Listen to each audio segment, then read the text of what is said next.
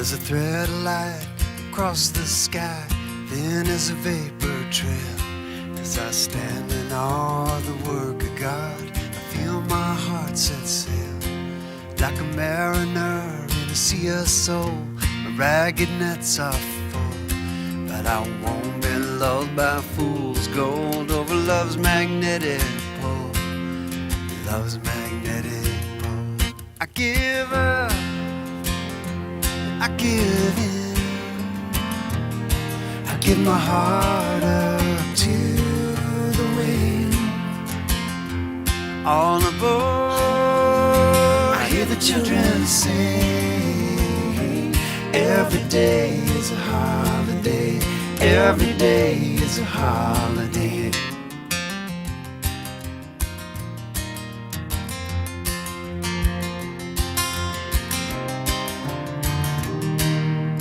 Miss my father, do you miss yours too? I wonder what they'd say.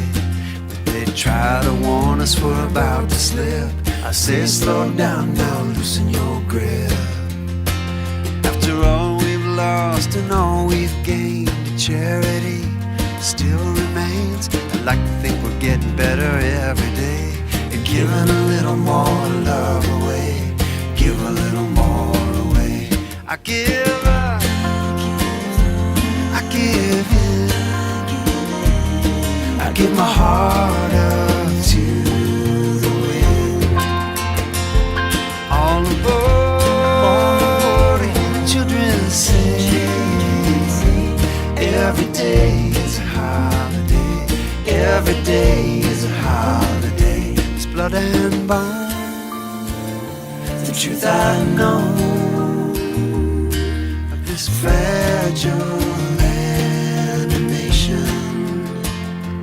ties me to you, and you to me, in one human nation.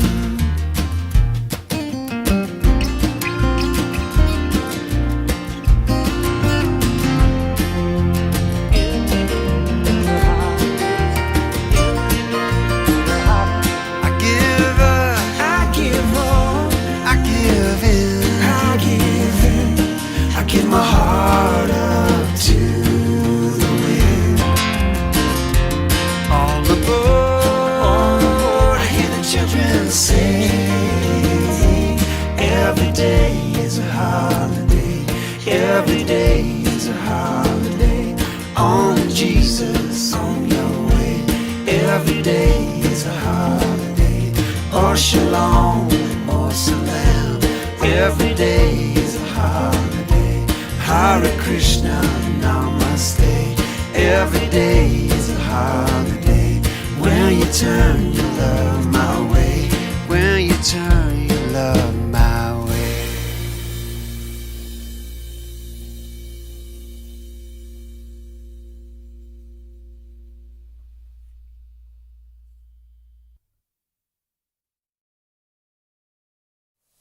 Good evening.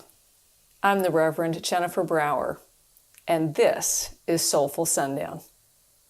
On behalf of the members of the Unitarian Universalist congregation at Shelter Rock and my colleagues on the ministry team, the Reverend Dr. Natalie Fenimore and the Reverend Jay Brooks, it is my privilege and pleasure to welcome you to Soulful Sundown this month.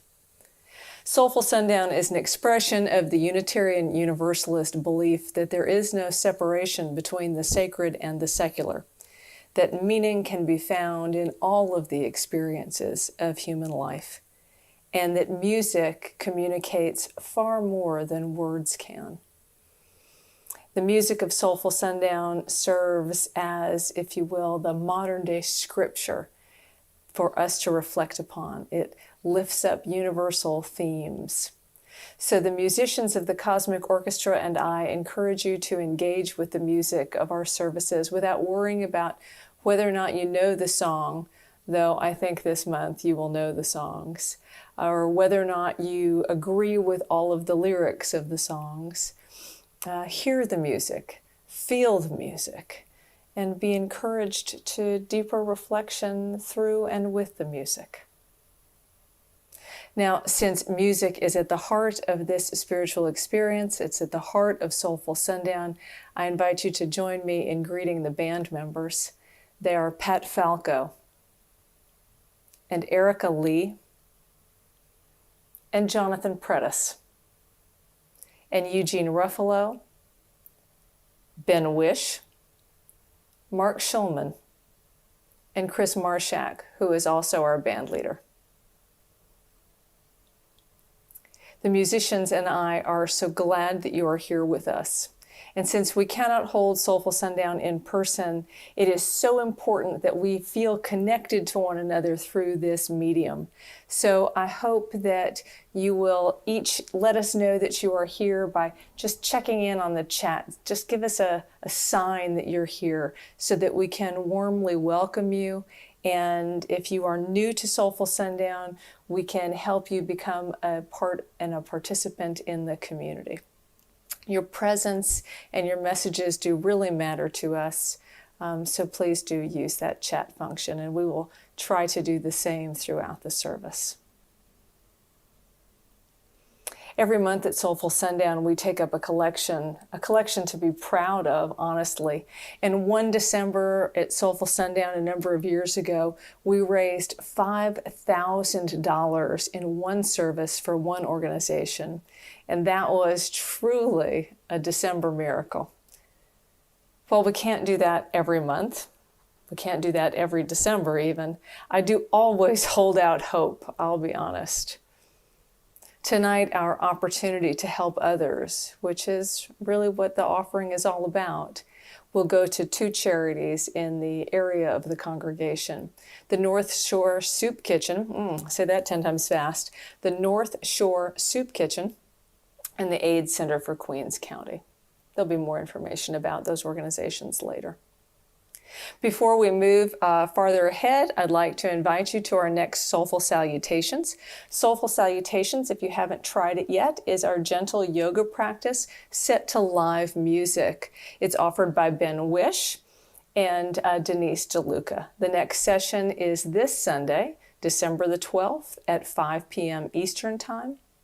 There is no charge at all to participate, so please check out our congregation's website. Go to the featured events page and you will find a Zoom link there for Soulful Salutations. Our congregation's website is UUCSR.org.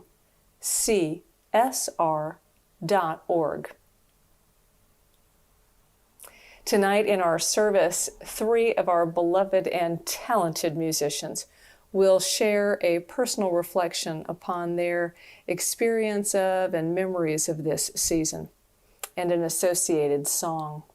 I want to thank them for opening their hearts and generously sharing their lives with us through this service tonight. Thank you all for doing that. The participants you'll see are Erica Lee, Jonathan Predis, and Mark Schulman. And now, friends, if you can allow yourself to pause from the busyness of your life, from whatever your routine is, to take a break from whatever may be weighing you down this season, and this season can be filled with a lot of heavy stuff. If you can allow yourself a little space to just be, I invite you to take a moment to just take a deep breath and be here with us on Facebook. Join us in reflecting upon the holidays, past and present. What fresh insight can we find in those old stories? What new thoughts and possibilities might be available? And how might the magical, the miraculous, and the marvelous take shape in our life? In this season of growing darkness, as days shorten, as cold and encircling gloom deepen, let us turn to the inward light of the human community, to be warmed by the world of legend and fancy. Let us turn to the stories of miraculous births that remind us of the wonder and beauty of another human life. Let us turn to the fanciful figures of jolly old elves dressed in red who remind us of the generosity and loving care nestled within the human heart. And let us turn to the tales of courageous women and men who stood up for what they believed and who tell us once again of the indomitable spirit residing within humanity. For all that encourages the spirit in this season, we kindle the flame of our chalice, the symbol of Unitarian Universalism.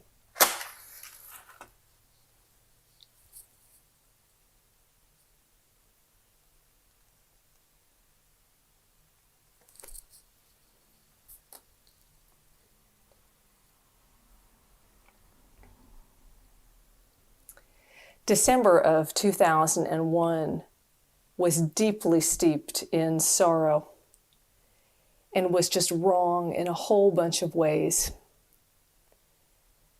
My heart hurt so much. We were all still reeling from September 11th, so I know I'm not the only one who is struggling to feel festive that year. Although I had been just called to serve at Shelter Rock, my heart was deeply troubled. On Thursday, December 13th, a miserable gray afternoon, I was driving into Manhattan in extremely heavy traffic. I, along with everyone else in the world, it seemed, was just crawling along over the Brooklyn Bridge. I had been living in Staten Island. I was on my way to the Community Church of New York on East 35th Street, where I was serving in those days. The constantly shifting lanes of cars had, everyone switching places, but no one getting anywhere. I watched cars move into and out of the lane in front of me as I grew increasingly bah humbug. I was angry and anxious. I was stressed about how long it was taking me to get into the city. I was generating a long list of things that I needed to do that afternoon, a checklist to complete before heading out of town that night. The drivers around me were rude. I had a few choice words for them. There was nothing decent on the radio, and I was tired of my cassette tapes. Yes, cassette tapes. I was way beyond bah humbug, to tell you the truth. About halfway across the bridge, a few cars ahead of me, a minivan moved into my lane, and I noticed that there was something on top of the minivan that looked sort of out of the distant view, kind of precarious. And I thought, oh, damn, if that thing falls off and causes an accident, I'm going to kill somebody, I swear. We've all been there. So, there's nothing like anticipatory anger while you're driving, huh? So with the shifting of the cars, in, out, everybody in and out of the lanes, I kept getting a little closer to that van. And running the width of the top of the van and towering over it was an enormous menorah. Now, I know some of you have heard this story before, but I ask you to bear with me. This menorah was staggeringly large. There was a menorah on a minivan, a lit menorah, on a minivan, out for a drive on the Brooklyn Bridge. It was seriously weird. And in the time that I was fixated on the menorah, I forgot about my list of things to do. I forgot to be angry that whatever was on that minivan could fall off and cause an accident. I forgot to be frustrated with the drivers around me. I forgot my broken heart at the sight of Lower Manhattan. It was September 11th, just a few months before. With no awareness of time anymore, I was across the bridge. The menorah headed off to Chambers Street, and I turned onto the FDR Drive. And I was so grateful for the gift of a softened heart and a lifted spirit. The next morning in the wee hours, I was making a long, lonely drive along the Pennsylvania Turnpike, headed to Pittsburgh for the funeral of a very dear friend and a colleague from Community Church. The gentleman was the sexton at Community. He was 47 years old and died of a massive heart attack in his sleep a few days before. I was very depressed and really bereaved. During this long drive, I found myself in patches of heavy rain, heavy rain, and walls of thick fog. There were places where I strained to see even a car length ahead of me, and I relied on the taillights of trucks to help me see the road and find my lane. After driving along a foggy stretch where I believed I was the only car on the road, the fog started to lift and reveal the rear end and the tires of another car. It was a compact car, kind of an old one, just a little bit ahead of me there. With the road clearing and visibility improving, I began to feel some relief. You know, it's stressful to drive blind like that. It's very anxiety-provoking. So I started to breathe a little bit more easily, and I looked up the road at this newly revealed companion, and I saw that this older model compact two-door car had a huge lit-up menorah on the top of it. What are the odds, I ask you, of running into two roof rack mounted, menorahs in two different places in fewer than 24 hours? I had never seen a roof rack menorah before. I have not seen one since. It was not hard to think of them as some kind of sign.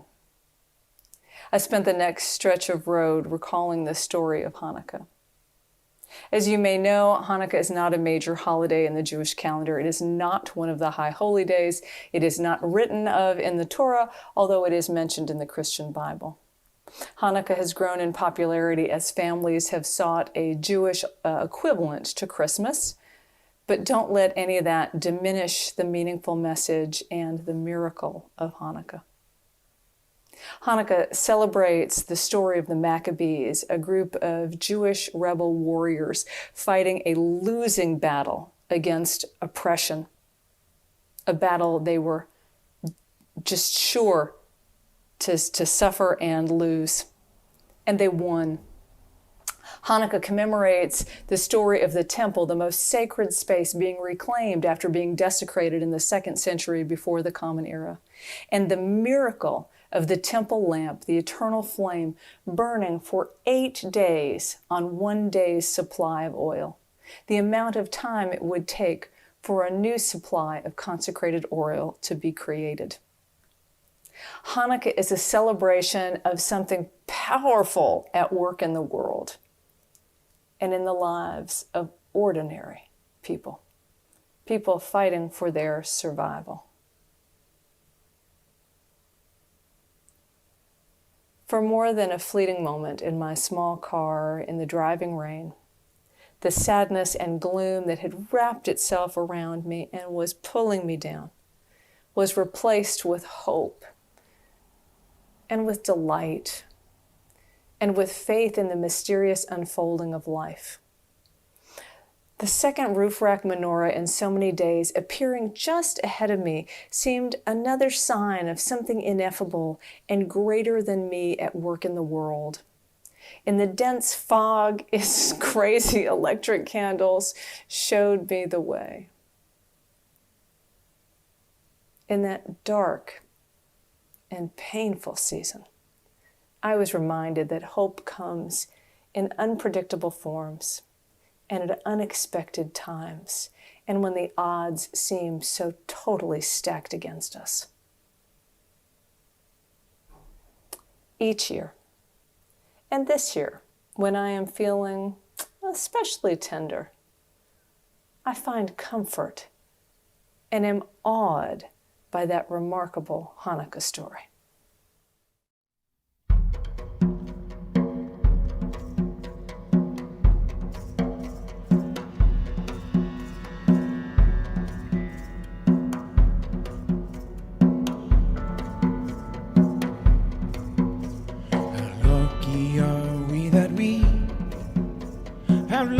So we can see, although the day is done.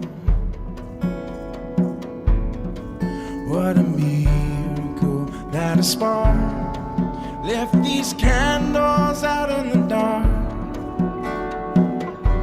Every evening, one by one, until the end of Hanukkah, of Hanukkah,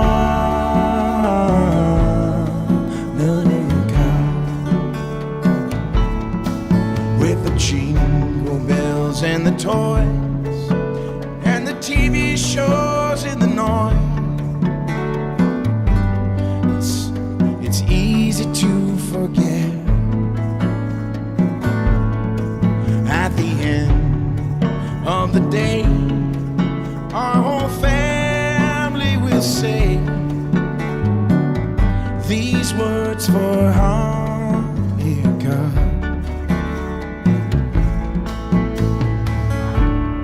Rukata Adonai Elohim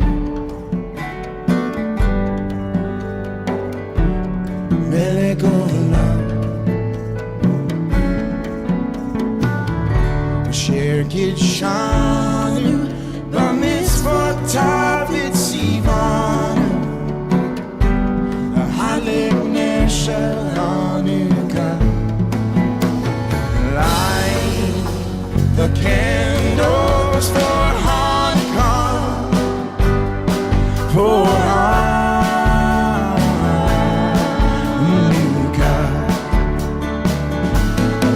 We'll run our Maccabees, for all of us free. So we celebrate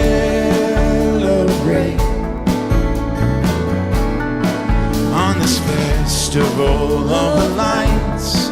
There's a joyful time every night, but we illuminate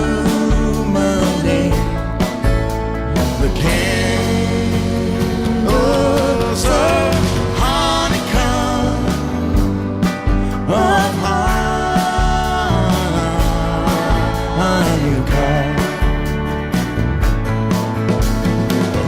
Rukatadinai Eloheinu melech olam she'asa nisim la'avoteinu.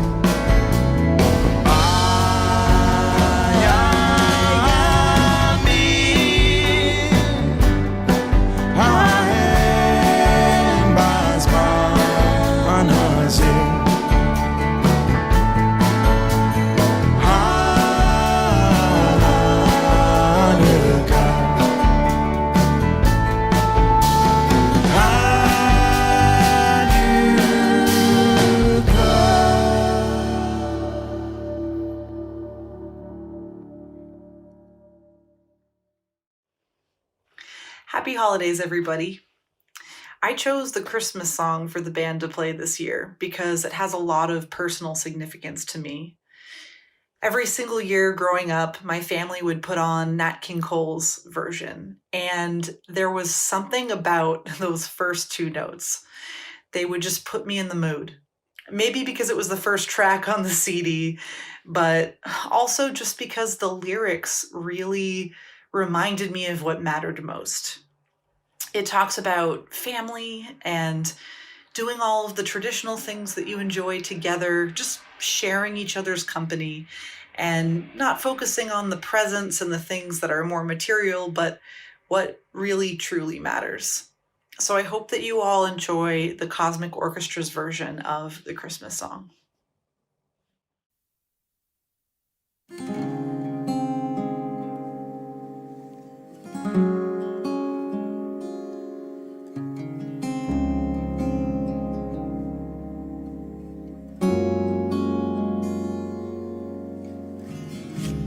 Chestnuts roasting on an open fire, Jack Frost nipping at your nose, Yuletide carols being sung by a choir, and folks dressed up like Eskimos. Everybody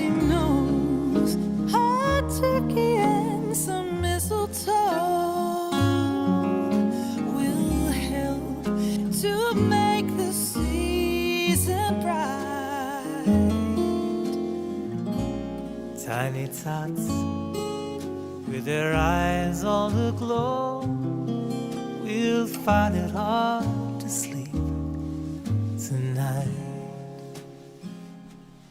They know that Santa's on his way. He's loaded lots of toys and goodies on his sleigh. And every mother's child is gonna spy To see if reindeer really know how to fly. And so I'm offering this simple phrase To kids from 1 to 92. Although it's been said many times, many ways, Merry Christmas to you.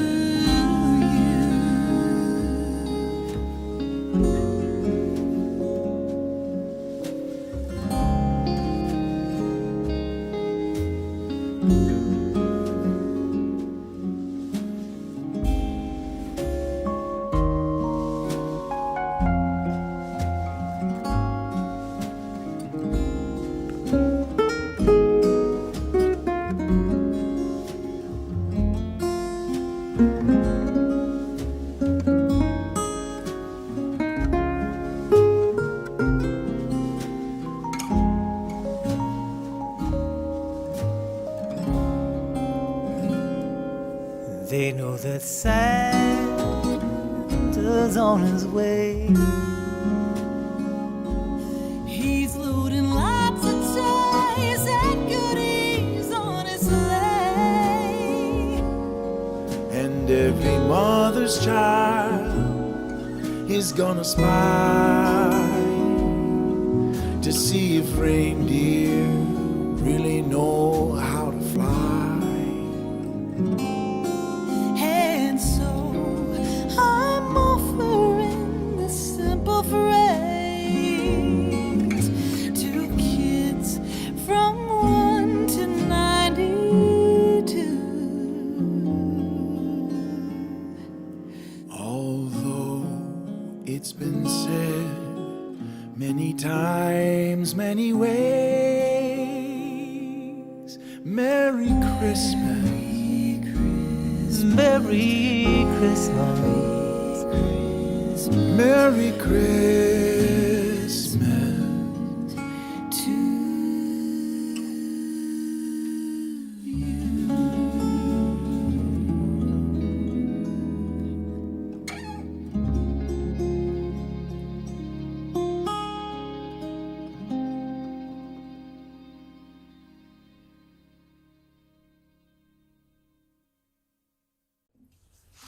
Hey there, and happy holidays. It's great to be with you all here on Facebook Live. I think I speak for everyone in the Cosmic Orchestra when I say that we miss you all, and we miss making music, creating, and participating in the live version of Soulful Sundown that's held at Shelter Rock. We hope that our current situation continues to improve and that we can all be together again safely in the near future. When Jennifer asked us to select meaningful holiday songs that the Cosmic Orchestra could interpret this month, my choice was instantly clear. Growing up in the Methodist Church, I would always look forward to singing hymns during the Christmas Eve service. Our church would hold a hymn sing-along jam session. Man, those Methodists love to sing.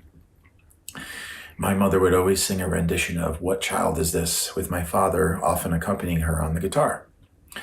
It was always a special moment that I would look forward to as a child, and sometimes as much as the presents the next morning. Well, maybe not as much, but pretty close. Hearing my mother sing this melody brought me to a special place. I was able to stop, slow down, and reflect upon the Christian message and the story of the celebration of the birth of Jesus Christ.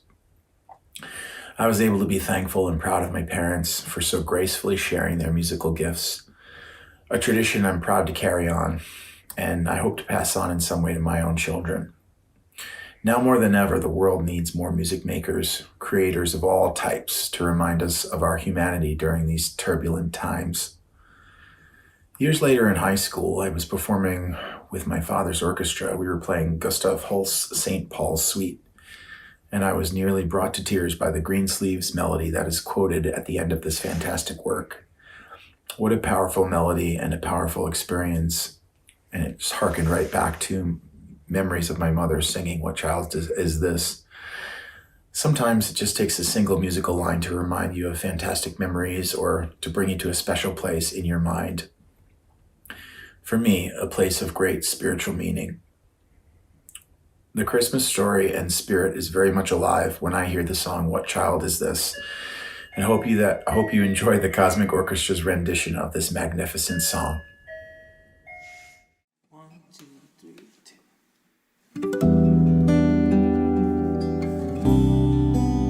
Mary, Mary, Mary.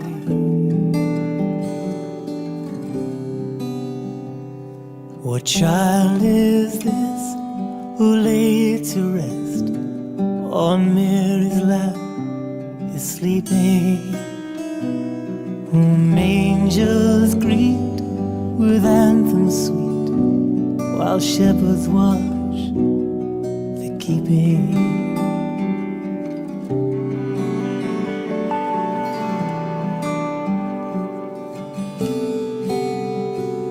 He lies in such a lowly place, where ox and ass are feeding. The end of fear for all who hear the silent word is speaking.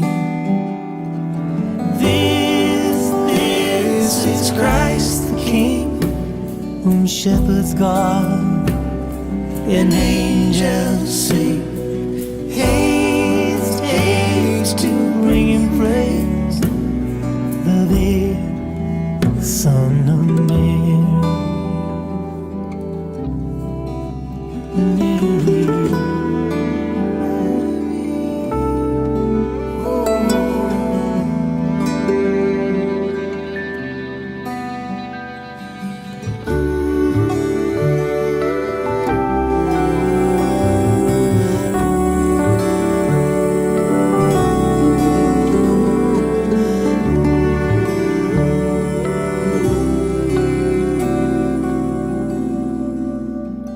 So bring him incense, gold and myrrh. Come, peasant king, to love him. The King of kings, salvation brings. Let loving hearts enthrone him. This is Christ the King, whom shepherds guard and angels sing. Haste, haste to bring him praise, the babe, the Son of Mary. Raise, raise the song on high, the Virgin sang her lullaby. Joy, joy, for Christ is born, the babe, the Son of Mary. Mary, Mary.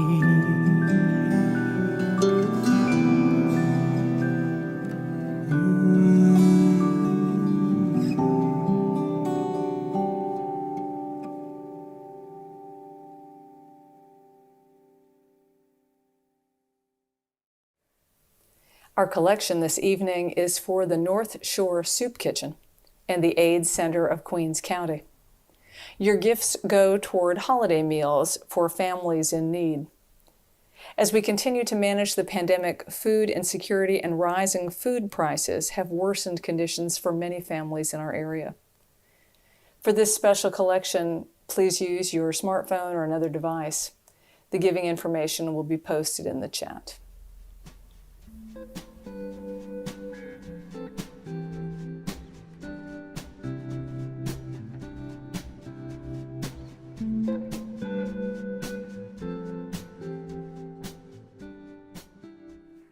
Thank you, Jennifer. I'm really happy to be here celebrating another holiday season with you all. My parents met at the Juilliard Music School, fell in love, and decided to get married. The only problem was that my mother was from a Christian background and my father was Jewish. Neither of their families approved. It seems bias and prejudice were as prevalent then as they are now. They sidestepped their parents' intolerance by eloping, running off to Maine to be married.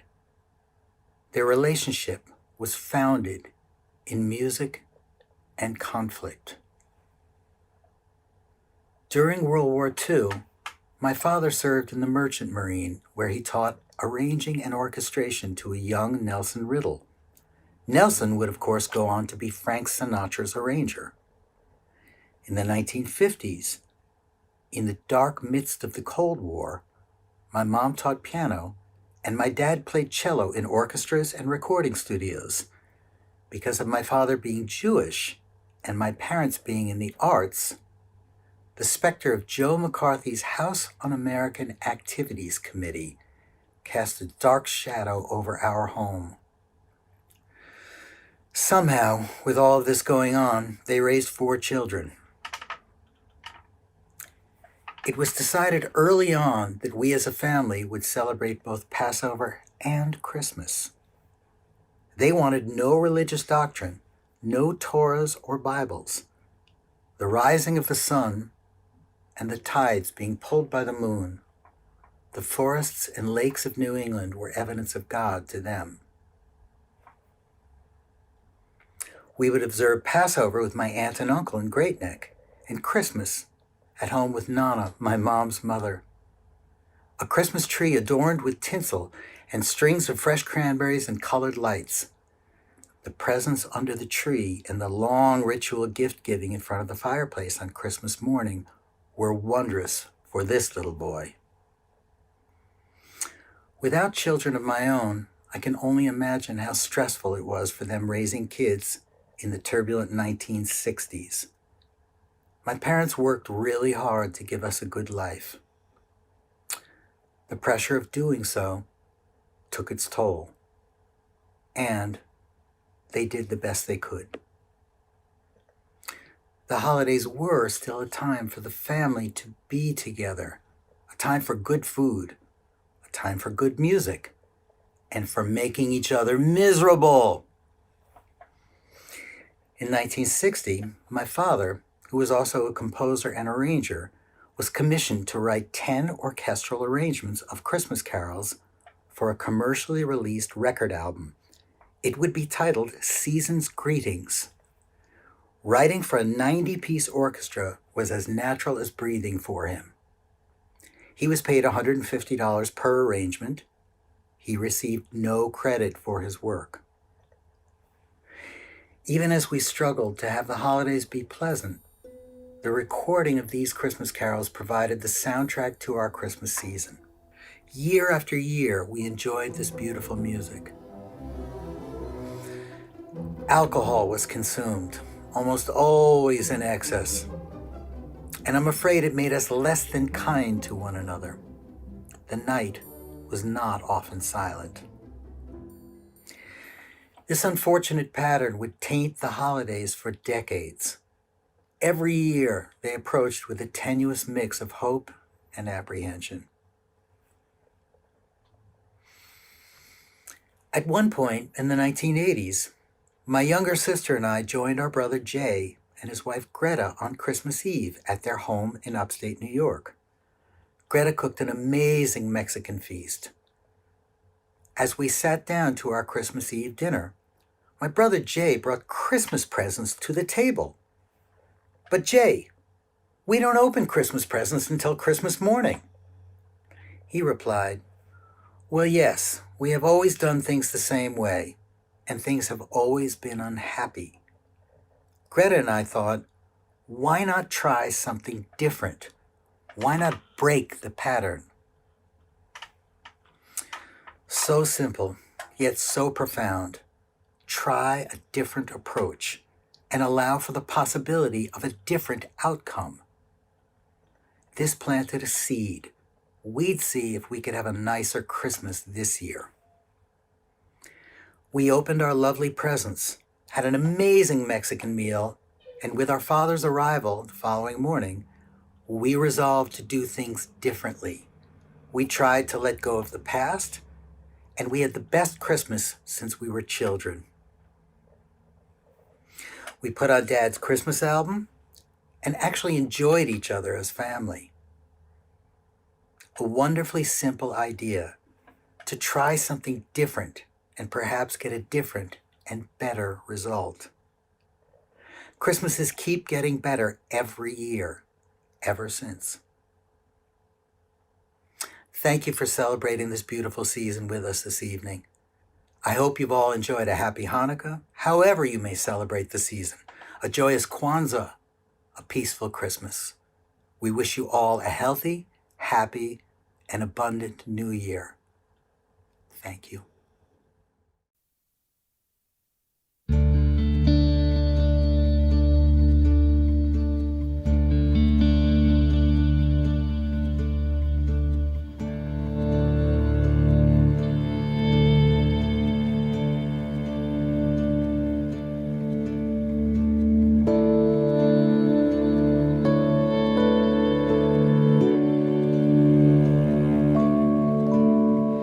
Silent night, holy night, all is calm, all is bright, round yon virgin mother and child, holy infant so tender and mild, sleep in heavenly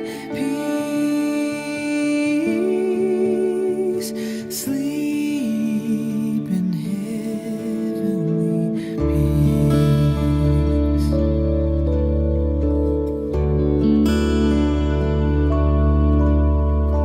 Silent night, holy night, shepherds quake, every sight, glory stream from heaven far, heavenly hosts sing hallelujah. Christ the Savior is born. Christ the Savior is born.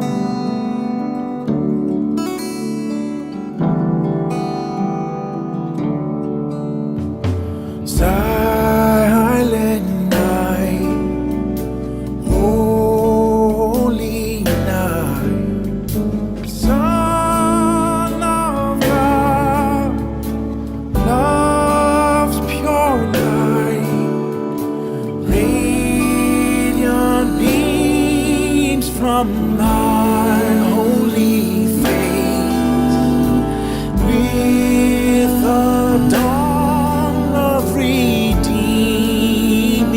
grace. Jesus, Lord, at thy birth.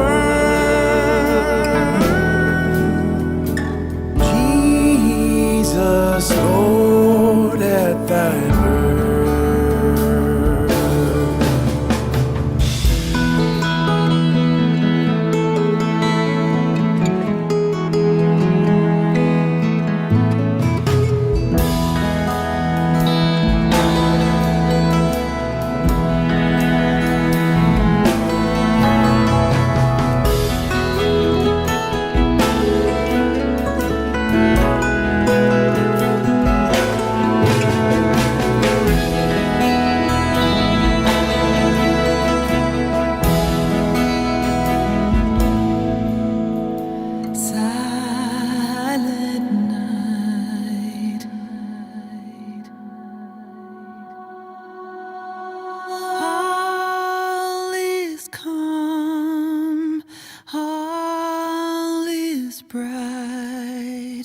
round yon virgin mother and child, holy infant, so tender and mild, sleep in heavenly peace,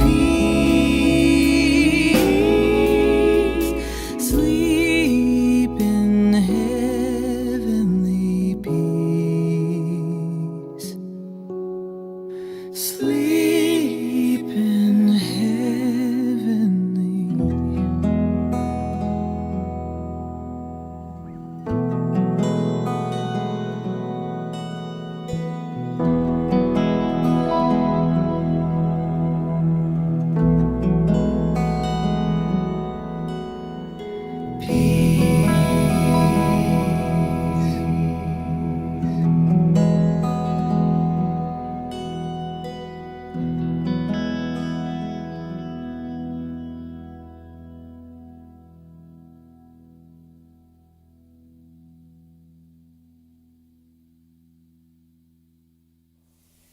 The magic and miracles and good that is associated with the holidays in this winter season are not all in the ancient past.